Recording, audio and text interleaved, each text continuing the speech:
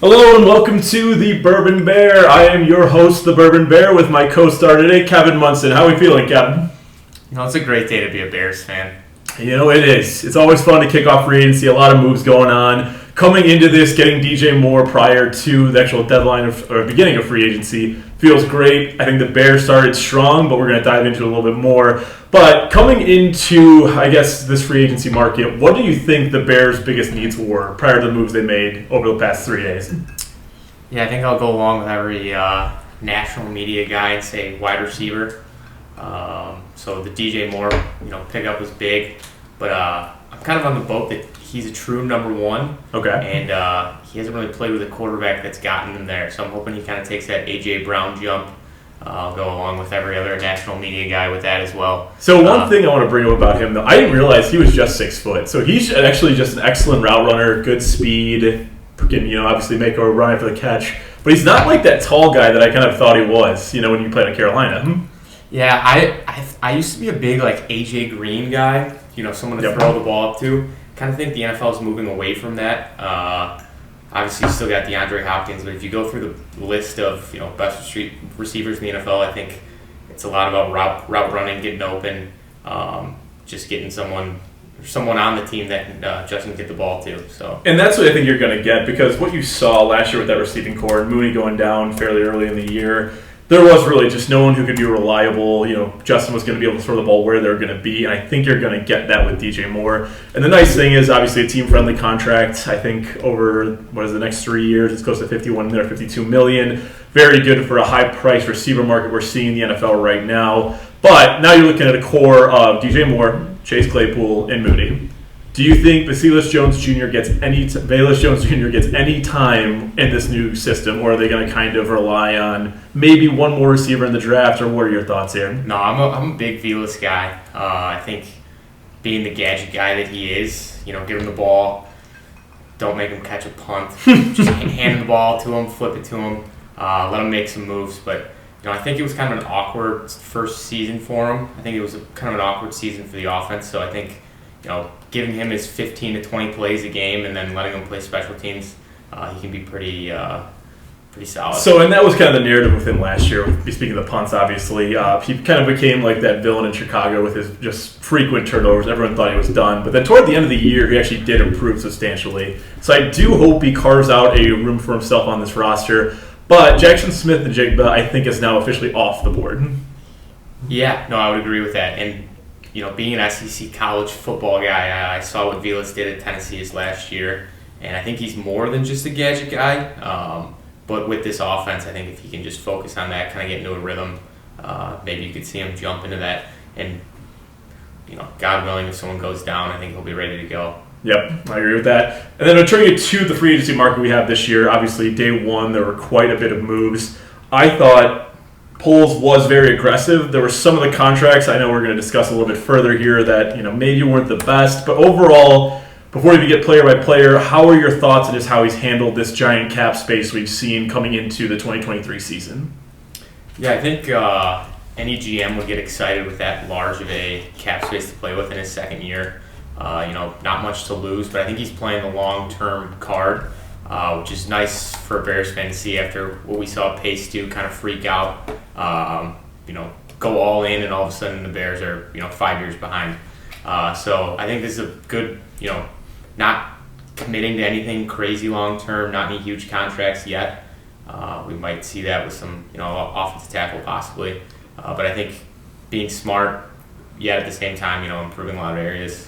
So far. So going into that, though, there were quite a few offensive tackles available. Obviously, we didn't pick any up. We did get one guard, which we'll get into. But I thought line was going to be the epitome of what we were going to go for in draft defense. But when you trade it back to 9, I don't think you were going to get one of the premier edge rushers. And I didn't think Carter was going to fall to you. But now there's a lot of things going on with Carter that we'll get into later. But do you think offensive line is going to be that number 9 pick? Yeah, I think I know a lot of people aren't on pay or on, they don't like drafting a guard at 9 unless his name's Quentin Nelson. He's going to be, an all-pro in year 1. But there's something to be said about if they were to just draft a guy, he's going to be solid, put him in it, guard and Skronsky or whoever it is. Yep. And then all of a sudden you got 3 of your 5 positions set. I'm kind of on, this is getting off topic, but I'm big on drafting a center in the 3rd or 4th round and knowing hopefully he's going to be good for 10 years. Obviously it's not the biggest value position, but something about, I know the Chiefs did it, drafting Creed Humphrey, and all of a sudden he's an all-pro in year 1. Good point.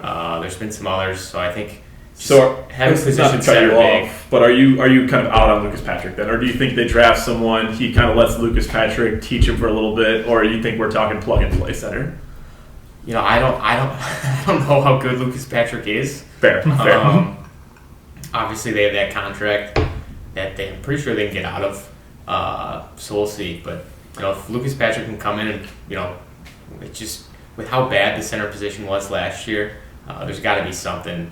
Well, Mustafer's going to be gone, obviously. But they did draft a guy out of U of I last year. I believe it was in the 6th round, but he hurt himself. Doug Kramer. No, I don't know him personally. Well, you never know. I know you know some guys there. But, he never really got a chance to do anything. So I just don't want to rule him out of, hey, he can still compete for a center job now that he's actually healthy this year. But we're getting way too off topic. Let's go into the grading of the free agency we've seen this far. And we're going to start with Tremaine Edmonds. So we're looking at a 4-year, $72 million contract. $50 million guaranteed. Overall, leaving it at that, what are your thoughts on a grade basis of that draft pick? Yeah, it was an interesting. When I saw it, I was a little surprised. We all know what happened with the Roquan contract situation last year, so for their big splash to be in that linebacker position was interesting. But I think, having just more good football players on the roster and on that defense, you got to start somewhere, and they obviously have the money. It's not like that contract's going to kill you. I was a big Roquan over Edmonds guy in the draft, but, say bye to Roquan. He can enjoy his money, and moving on to the new guy. So with the value, we're talking A to F here. We go with a B+. I like that. So going into just a little more depth on that, I'm with you. It sucked to lose Roquan, and I think a lot of it stemmed from the fact that Poles and he had that little, I want to be traded, blah blah blah, going back and forth. Roquan coming out with it publicly obviously put a bad taste in the new GM's mouth. And unfortunate as it is, this deal technically is better than Roquan's deal from a financial and from a yearly perspective. Because now you're on the hook for a linebacker for 4 years. And if you have Justin Fields' true window, this is the opportunity to solidify that roster around him, make sure your defense is good. And I like just having a guy for 4 years. Basically after 2, maybe the 3rd, there are ways out of it. So I think it's just better for the team as a whole. And number 2, his coverage grade by PFF was around 90 or 88, which is one of the highest a linebacker has. And with the league becoming so much more pass-heavy, I think Eberflus is going to love having that in the middle. Somebody can go in there, try to throw it over the middle, and just swat it down, pick it off, whatever it's going to be. But I would rate this as a B, solid B, just because I do think they overpaid for a non-premium position. But it is what it is. But rolling on to TJ Edwards. Your thoughts? Because I have a lot on him. Yeah, so my original thoughts is TJ Edwards played quarterback at Lakes Community High School out in the Chicago suburbs. My good friend and roommate, Ben Dickey, picked him off in a playoff game. So I'm glad TJ Edwards is not playing quarterback for the Bears. But had a good career at Wisconsin, played well for another winning organization in the Eagles. So getting 2 guys that have been on top teams the last 2 years, so I think that winning culture is coming to the Bears with TJ. So looking at it from a contract perspective too, $6.5 million a year for that. It could be a Will linebacker, it could be a Mike linebacker. We're not sure yet, but financially, this gets an A+ no matter what you look at it. The 3-year deal. He knows Sandberg from Wisconsin, which is awesome, and it kind of gives you that option of I guess the Sam linebacker being Jack. So I'm very excited for this linebacker core. A lot of flexibility and depth. A+ grade in my mind. A lot of the experts even said so. The fact that you got him for this deal, a lot of it had to do with some Philly connections that are now in Chicago, but loved every second of it. And I think that makes this one of the best linebacker cores in the NFL. The only issue I have with that statement is, what does that really matter? Because again, we're talking about a position that really has decreased in value as the NFL's progressed in this pass-heavy league. But both of them being solid tacklers and solid in the pass game kind of gives you that edge that I think you can really build around them. Maybe not this year, because I do think we're going to have still glaring weaknesses in D-line, which will impact their performance. But maybe the year after, when we get some more capital, we'll see what we can do there. But then going on to Nate Davis. So this is a guard who's only played right guard his entire career, Obviously, last year, Tevin Jenkins played pretty well in that spot. What do you think he's going to do? Is he going to compete with Whitehair? Is Whitehair a cut candidate? Are they moving Jenkins to left? Or what do you think is going to happen with this play? God, I don't even know. I think the goal would be, Davis slide into right guard, Jenkins move to left guard, and, all of a sudden, you hope Jenkins' productivity from the right side moves to the left, and you're just kind of moving smoothly along. Yep. There's going to come some risk with that. All of a sudden, Jenkins came in as a right tackle, moved to guard. Now he's got to move another position. But I think if he can solidify that spot, now you're looking at left tackle, left guard, right guard, all solid, hopefully. Yep. And. So, do you think there's no chance that Jenkins will try right tackle again this year? I don't think there really is, just how well he played guard. Yeah. Clearly his arms, I don't know what it is, but it's just not meant for that position. But he was drafted to be a right tackle. Yeah, and I think they just kind of give up early, but it seemed like his mindset kind of changed when he moved to guard. Mm-hmm.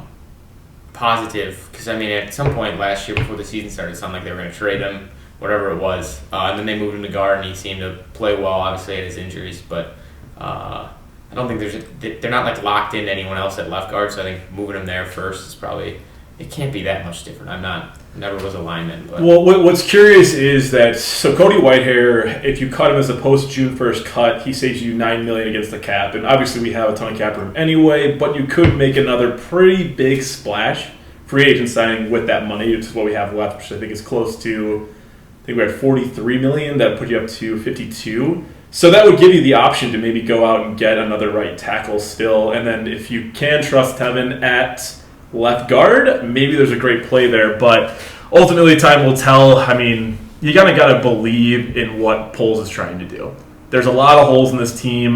Didn't think linebacker would be the heavy buy, but it is what it is. We'll see what he goes from there. But Nate Davis as a whole, if you watch his tape, great run blocker. We'll see how he does in the pass. But I do think in terms of how the Bears scheme is going to work, fits it pretty well. I just don't want to move him to left guard because he's already a proven right guard that's never played left, but I guess we'll see. Yeah, I'm a big Taylor Lewan guy, and he tweeted out that he's a stud, so I'm just going to believe him. Hey, nothing wrong with that.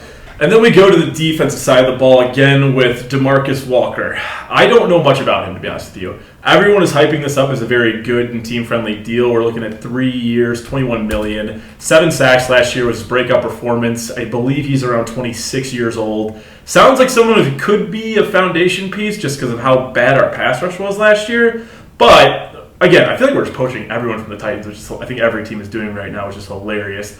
But you have an offensive line consisting of basically no one right now. We're almost starting this from scratch. Unless you really like Dominic Robinson and you really like, I'm blanking on our nose tackle right now, James Jones? Sure. Pretty sure I'm right there. But that's really all you're working off. So this is a nice little kind of edge guy that maybe actually Gibson becomes his backup because Gibson didn't do anything last year. And I just don't know what they're going to do in terms of the other, well, true 3 tech is what we need, but what they're going to do around this guy. Yeah, I think defense line in general is, I don't care who you are, if you're, best pass rusher in the NFL, but you're the only good defensive line on the team, you're going to get beat up, double teams, whatever it is. This is a unit as a whole that needs to improve.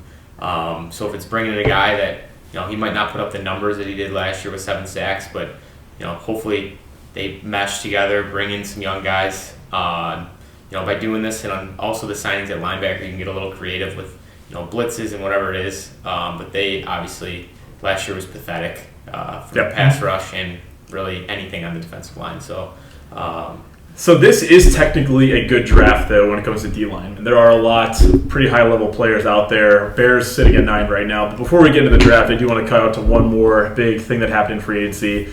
We're going to drink for this one, son.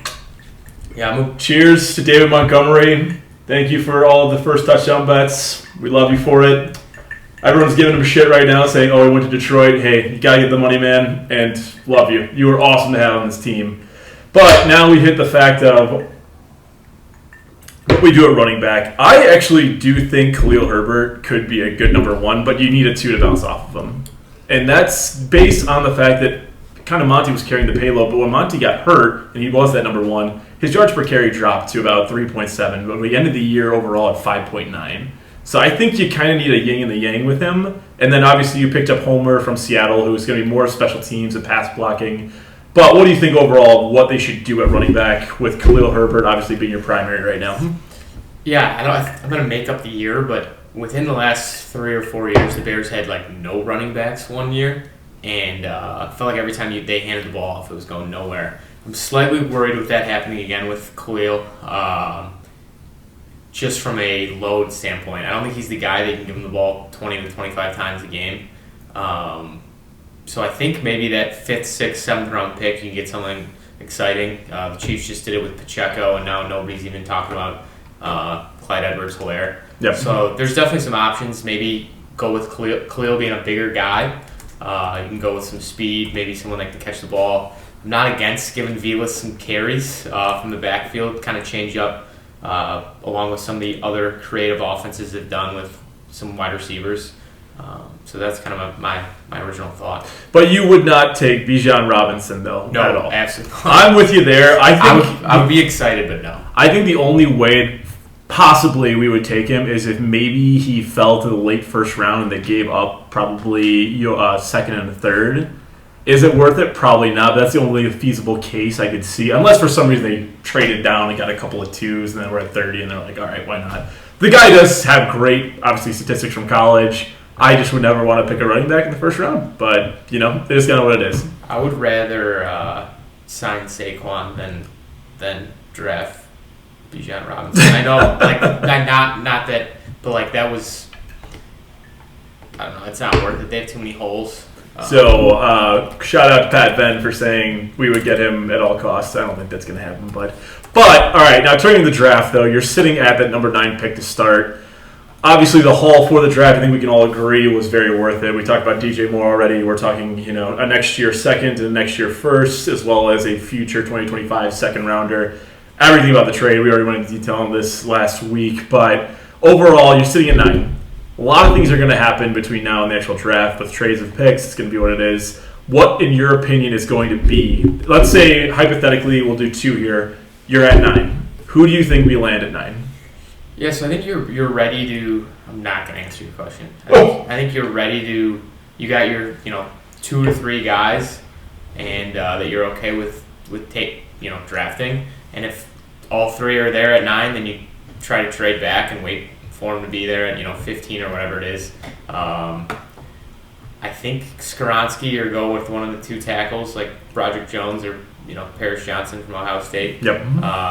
It's a weakness in the offer and the team, so that would be where I start. So you would focus on that offense. Let's say I doubt Tyree Wilson's going to drop that far, but let's say he's available or Jalen Carter's available at 9.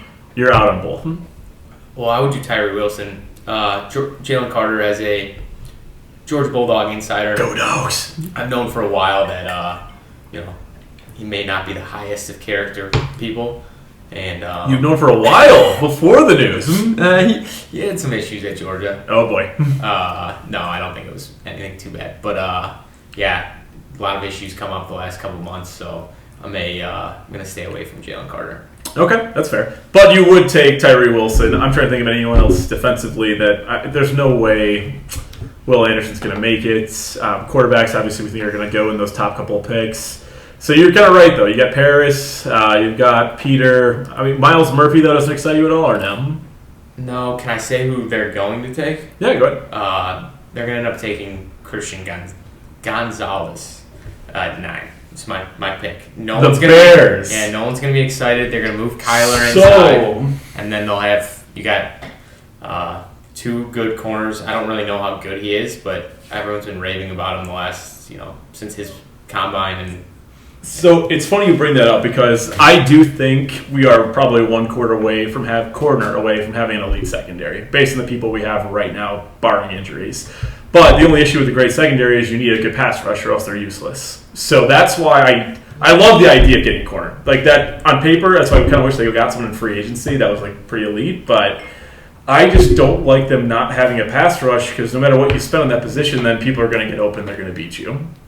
Agree or disagree with that? No, I agree. I just could see they loaded up in the secondary last year. They talked about how important it was, getting guys when they're young.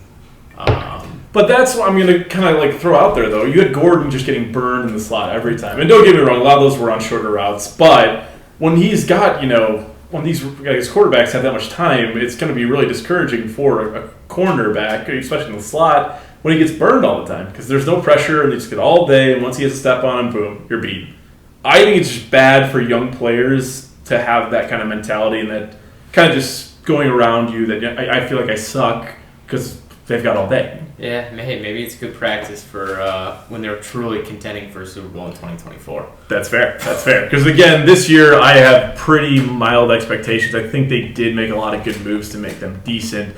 But when it comes down to this year, obviously taking fourth in the NFC North last year, you're going to have an easier schedule yet to come out yet as of now. But this team is a team that I think can win between 7 and 9 games. I'm not going to go in the double digits by any means. Justin Fields, I think he's going to take that leap the Eagles took with Jalen Hurts this year. Your thoughts on that? That's been going around, obviously, every news story that he's going to be the next Jalen Hurts.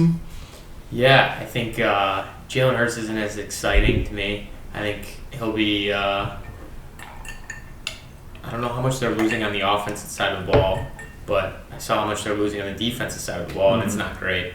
Kind of a Jalen Hurts hater, but different category. I think Fields is going to have a big year. Whatever the win total is will be hammered over here. Oh, yeah.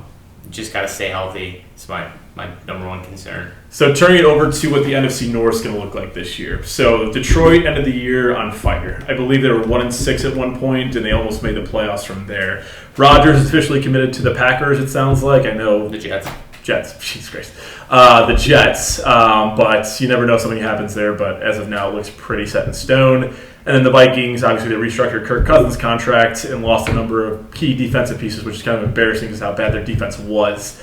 In the NFC North, though, I think Justin Fields is probably QB1. You're looking at Goff, you're looking at Kirk Cousins, and you're looking at Jordan Love. Justin obviously didn't have a great year in terms of passing this year, but now that he has DJ Moore, hopefully a little bit more help on offensive line, do you think he can be QB1 in the NFC North? Absolutely. I think it's, those just easy passes that he needs to make that we weren't able to make this year. But I don't think it was his fault. I'm excited about his progress and think absolutely QB1 is a possibility. Well, and that's the thing. So I think this year we're going to see a lot less of his legs, which is totally fine by me because half the time out there he's run for his life. Seth, obviously, he was our leading rusher last year, which is hilarious. But end of the day, I think he has that arm ball talent, especially deep ball talent, with this receiving group to make some really big, exciting plays next year. And I can't wait to see him. Jordan Love played limited action this year, looked fine the games he played when Rodgers was out. Okay, it is what it is. Kirk, obviously, having one of the best receivers in the game, and Justin Jefferson, always going to put up good numbers. Goff, though, I think this is going to be a little bit of a regression year. I know he's the receiving core is getting a little healthier. The Lions in general are getting better, but I think last year was kind of that arbitrary great season that he had, almost like Geno had last year. But I think there is a chance he is going to be QB1 in the NFC North. But turning it over to the fact that, hey, the Bears have one of the easier schedules in the NFL. Hey, we're making these moves in our offseason, and we don't obviously know what other moves are going to happen with the budget we still have. We discussed the draft. But looking at this team and what, I guess, Eberflus has to play with, this defense was horrendous last year. You've already got the linebackers, which is, good improvement we needed. Where is this going to rank next year? The team as a whole? No, the defense. Oh, God. We were 32nd last year. Yeah. And it's going to improve. It's funny because I still enjoyed watching Bears games last year, and I think it's because I've been so used to the defense being the better side that I was just okay with the offense scoring. I'll agree with that until probably week 14. No. Then it was just the Cowboys game was bad. Oh yeah, was there. But I enjoyed some of the offense. I still think there's got to be a lot of improvements from a defensive line, even if it's a third, fourth rounder. I saw a tweet today. It was all the big linemen that got their big paydays. It was Tremont Jones, Hargrave. What was the other one? They all were drafted in the third round. So there's nothing to say that you can't get a guy that's going to impact the game second or third round this year, and then grow into that eventual big defensive tackle role. It's just getting someone that's physically capable because they did not have that last year. So before we got Edmonds, I was actually thinking second round you'd go linebacker, but now with those 2 seconds, you might go 2 D linemen. If you like someone, obviously, and don't force the issue. But with the talent of defensive line in this draft, I think that's a viable option to go. Depending what they do at 9, obviously, you never know if they actually go with Carter, which to your point is sounding less and less likely. But, I mean, you have to fill that need. Or get someone in that 3 tech at least. At this point, there's really nothing else you can do but rely on the drafts. Obviously, you have the first round pick in the third round, so if you do think the third round is going to be kind of that mark for it, it's perfect. But with your 2 seconds, I think one of those will be a D lineman. Yeah. Unquestionably. Yeah. And I'm gonna trust Poles going into this. I think finally we got someone that's, understanding the team as a whole. So whatever he does, I'm just going to probably go with it. So before we get into, I guess, that kind of conversation, I actually have been hearing from people, Poles is great at acquiring capital, but not great at drafting. So you look at his draft, obviously Braxton Jones was a killer last year in the 5th round. Love Brisker. I think he was amazing, and one of the people that told me this said he was a bum. I'm like, you're out of your mind. Gordon had a lot to improve on. That was your number 1 pick in the second round. Well, your first round, second round pick. Second round pick, Jesus Christ. And you didn't have a first last year. So I think a lot of what's going to happen with this team is going to come in this year. You have a number 9 pick. You've got 2 second rounders, then high 3rd, high 4th. I think we don't have a 6th rounder for some reason, but I might be wrong there. But I know we have 2 7s then because of the compensatory pick. This is going to be the draft that really defines what he's doing in my mind. Not in the fact that, because obviously next year you've got an extra first and a second. I'm sorry, you have an extra first. But this is going to be like the, hey, can this guy draft kind of moment. Yeah, no, and I think sticking with his, probably just go best available, probably, a good way to do it. Where they're not 1 to 2 players away from winning the Super Bowl. No. So I think, we would rather be in this position next year saying, wow, that defensive tackle that we got, or whoever it is, at least we have another good player on the roster. So play the long game. And so you would say take like kind of developmental prospects because it's not going to be this year. I'm with you there. I just don't think don't force, say, oh, we don't have a left guard, we don't have a whatever it is. Don't force a pick there because we need one for this year. You can sign those guys, whatever it is. It's get a good player that you think will be good for 4 years and that's kind of what I like to kind of go a little deeper into of what they're building. So obviously you have your secondary fairly young outside of Eddie Jackson, but the rest of them, obviously, I think they're going to extend. Why am I blanking? Oh my god, Johnson. Can't remember Austin Powers, but so I mean everyone's pretty young on this team as a whole. I think that's kind of your point, like, hey, maybe you take 1 more year and just wait to get all the right pieces in place, then you press the gas. But in terms of, I guess, what the offense is going to look like this year, you have to press the gas, though. You need to know Justin's the guy, or else you have those 2 first-rounders next year, and there would be a chance. Like, let's say he just stinks. I don't think it's going to happen at all. But then you have, obviously, what's going to be a Carolina high first-rounder, and if Justin stinks, you're probably going to have a Bear first-round pick, high pick. Yeah. What do you think, though, if Justin literally shits the bed? Do you go quarterback? I don't want to think about that. I refuse to think about that. Because people still call on the ESPN 1000 saying that they should have traded Fields. I think that's trash based on the year he had with nothing around him. It'd be different if it was like Caleb Williams coming out this year, but there's question marks over who should be the first overall pick. I bet you ask 10 GMs, they rank the 4 quarterbacks differently. Oh, they all do. It's different when it's who's going to be the top guy, and Trevor Lawrence and whoever else has been drafted the last 10 years that is going to be good.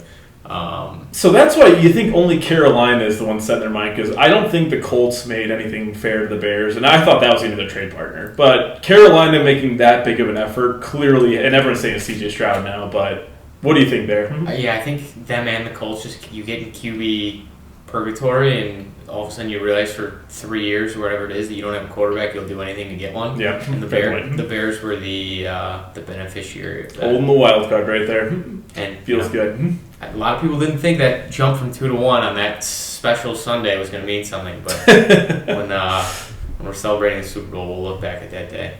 All right, I love it. Well, that's all the time we have today. Bear down, Kevin. Thanks for coming on the show. Drink one for Monty, boys. Bear down.